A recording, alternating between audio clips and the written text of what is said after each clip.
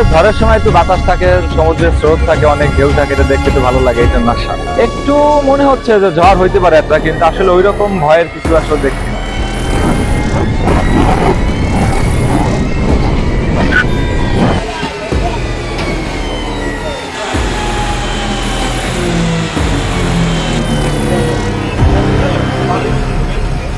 এখানে ঘূর্ণিঝড় আছে, তারপরেও প্রশাসন ব্যবস্থা ভালো আছে, এই জন্য আমরা কোনো ভয় পাচ্ছি না। আমরা খুবই উপভোগ করছি এই জায়গা।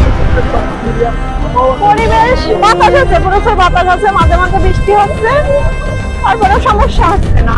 না, ওইভাবে কোনো আতঙ্ক নেই।